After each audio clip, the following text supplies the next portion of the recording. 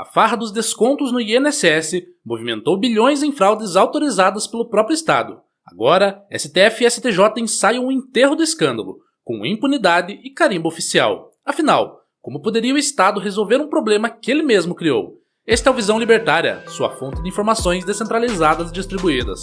Ajude a propagar as ideias de liberdade. Deixe o seu like e compartilhe com seus amigos. Um artigo seu pode virar vídeo aqui também, sabia? Este artigo foi sugerido por O Diálogo Cabuloso do PT com o PCC, escrito por Charlie Dalton, revisado e narrado por Gordinho Caipira.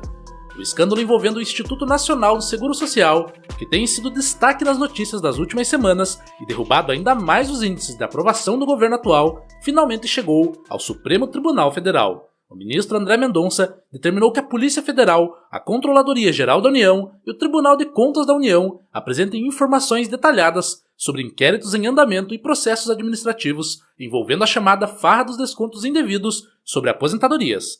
Mas será que a justiça será feita? A medida foi tomada após uma ação judicial movida por uma entidade em defesa de pessoas com deficiência, que pedia a suspensão imediata dos descontos e a anulação das normas que permitem esse tipo de abuso, além da criação de mecanismos de controle mais rígidos no INSS. O próprio Instituto, depois da deflagração da operação sem desconto pela PF, chegou a suspender os descontos irregulares, mas isso só depois que a bomba já tinha explodido. Segundo a investigação da Polícia Federal, o esquema de fraudes pode ter movido até 6,3 bilhões de reais desde 2019. A engrenagem da fraude funcionava por meio de acordos de cooperação técnica, chamados de ACTs, firmados entre o INSS e diversas entidades, permitindo que descontassem mensalidades diretamente dos contra-cheques dos aposentados. O problema é que essas filiações, em grande parte, eram fraudulentas. Os aposentados simplesmente não sabiam que estavam sendo associados, e muito menos que estavam sendo cobrados mensalmente por isso. As entidades envolvidas apresentavam-se como associações representativas de aposentados ou pensionistas, mas na prática agiam como empresas de fachada que usavam os dados dos beneficiários para gerar uma receita gigantesca com mensalidades não autorizadas. Em apenas um ano, o montante roubado por essas entidades chegou a 2 bilhões de reais. Com a operação sem desconto, deflagrada em abril deste ano, os dados coletados pela PF, em grande parte baseados em reportagens de investigação, foram complementados com relatórios de inteligência financeira, fornecidos pelo Conselho de Controle de Atividades Financeiras, o COAF. Esses relatórios apontam movimentações financeiras suspeitas, identificando os beneficiários do esquema e traçando o caminho do dinheiro. O impacto da operação foi imediato. A demissão do então presidente do INSS, Alessandro Stefanucci, e do ministro da Previdência, Carlos Lupe. A revelação da fraude escancarou não apenas o envolvimento das entidades privadas oportunistas, mas também o descaso e a conivência do próprio aparelho estatal, que permitiu que esse tipo de desconto ocorresse durante anos sob sua vigilância. Agora, o STF exige que todas as autoridades envolvidas, Polícia Federal, CGU, Tribunal de Contas da União e INSS, além da Procuradoria-Geral da República e da Advocacia-Geral da União, prestem informações detalhadas sobre a extensão da fraude, os responsáveis, os processos administrativos em andamento e os acordos que deram sustentação legal à prática.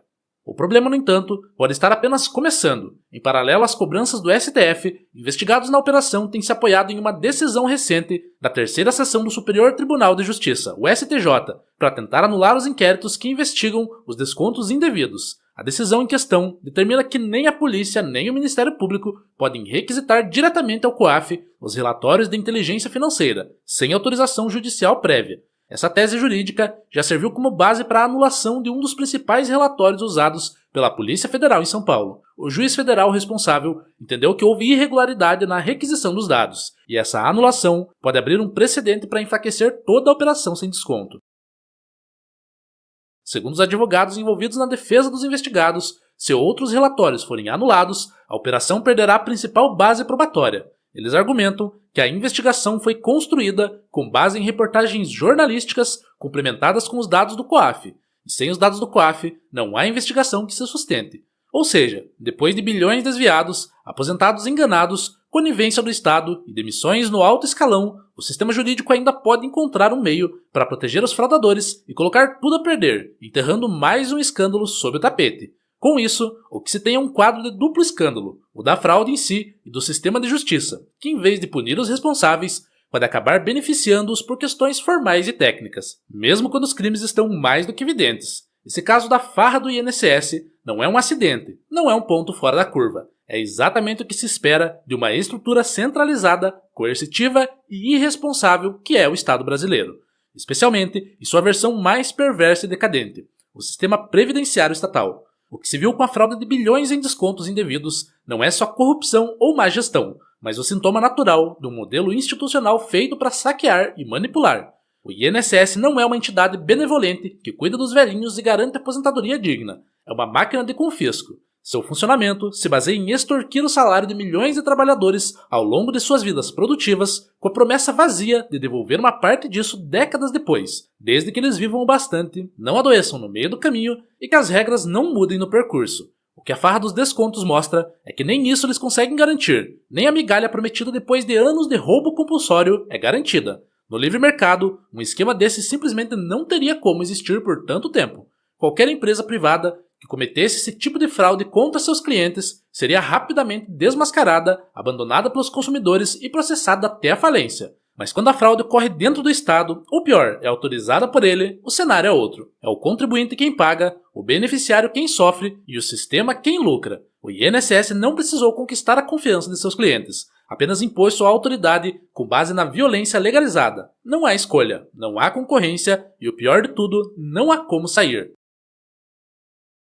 As chamadas entidades associativas, que descontavam indevidamente do contra-cheque dos aposentados, só puderam fazer isso porque o próprio INSS autorizava, através de acordos formais. Nenhum aposentado teve a chance de escolher se queria ou não essas associações. Simplesmente foram encaixados nelas, sem transparência, sem aviso e sem consentimento. Isso, no mercado livre, seria tratado como roubo e estelionato. No Estado, é acordo de cooperação técnica. E mais, essas entidades usavam o contra-cheque de um benefício estatal pago com dinheiro retirado à força de outros trabalhadores como canal de receita privada. São parasitas em cima do outro parasita, um sistema que só pode existir porque os aposentados são obrigados a depender dele. É assim que se formam os verdadeiros monopólios.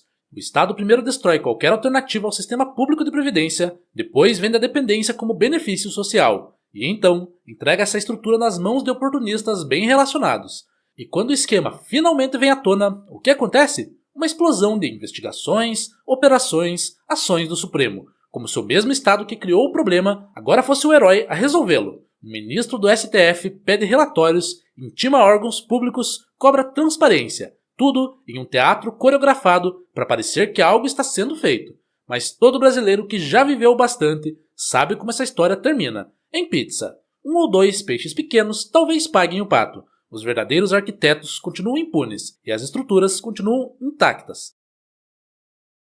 E se alguém ainda tinha esperanças, vem o STJ para jogar a pá de cal. Declara que a polícia e o Ministério Público não podem pedir relatórios financeiros sem autorização judicial. Com isso, já começam as anulações de provas. Ora, mas quando o Estado quer perseguir um cidadão comum por sonegação ou lavagem de dinheiro, o COAF age sem cerimônia. Mas quando são os próprios esquemas do Estado que estão em jogo, aí as garantias legais aparecem para proteger os investigados. Isso mostra mais uma vez que a justiça estatal não é uma justiça de verdade, é uma justiça de conveniência. Serve para punir quem desafiar o sistema, mas não para proteger o indivíduo contra o sistema. Se você for um aposentado lesado pelo desconto que nunca autorizou, boa sorte processando a entidade que te roubou. É como ir na delegacia, reclamar que apanhou da polícia. No mínimo, vão rir da sua cara. Você vai enfrentar uma parede de burocracia, órgãos públicos omissos e um judiciário mais preocupado com formalidades do que com reparação. E no fim de tudo isso, provavelmente vai sair sem nada. O mais trágico e revoltante é que muitos ainda veem o INSS como uma conquista social, como se o direito de ser roubado por décadas, para no fim ainda ter seu benefício mutilado por descontos fraudulentos, fosse uma vitória da civilização. O que nós libertários já dizemos há muito tempo é que qualquer sistema fundado na coerção está fadado a esse tipo de podridão. Para nós, libertários anarcocapitalistas, a solução não é reformar o sistema. O Estado não pode ser consertado. Ele não pode ser moralizado. A única solução é acabar com ele, ou seja, com estruturas de governo coercitivas, com monopólios que se sustentam por meio do roubo, da força e da violência. Em um cenário anarcocapitalista, a aposentadoria deve funcionar como um serviço privado, voluntário, baseado em contratos livres e transparentes, fundos de pensão, seguros de vida, investimentos de longo prazo, tudo sob concorrência de mercado, onde empresas que tentassem passar a perna em seus clientes perderiam reputação, clientes e dinheiro. O idoso ou segurado teria liberdade para escolher o melhor plano, a melhor instituição ou simplesmente gerir ele próprio seu futuro, sem confisco, sem ameaças, sem acordos escondidos por trás de siglas estatais. Mas no sistema estatal, o cidadão não é cliente, é gado, paga compulsoriamente por um serviço que não pediu, não aprovou e não pode recusar, e mesmo depois de décadas de contribuição forçada, ainda é enganado por dentro da estrutura estatal, enquanto políticos e burocratas fingem indignação.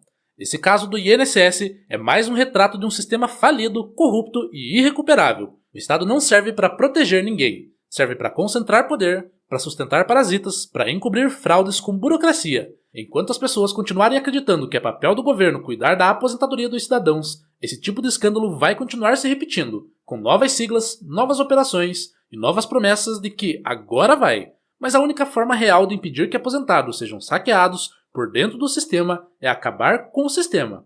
Privatizar a aposentadoria, devolver às pessoas a responsabilidade e o direito de cuidar de seu próprio futuro. Isso não é utopia, é o único caminho honesto e moral. A única forma real de impedir que isso se repita é tirar o poder do Estado e devolvê-lo ao indivíduo. Não confie na previdência estatal. Construa sua aposentadoria com seus próprios meios, de preferência em ativos descentralizados como Bitcoin ou fundos privados transparentes. Não entregue sua velhice nas mãos do Leviatã. Obrigado pela audiência. Este é um canal colaborativo. Participe você também. Cadastre-se agora mesmo no nosso site visãolibertaria.com e envie os seus artigos por lá. Os colaboradores recebem recompensas em Bitcoin. Inscreva-se no canal e clique no botão da campainha para ser avisado de novos vídeos. Até a próxima!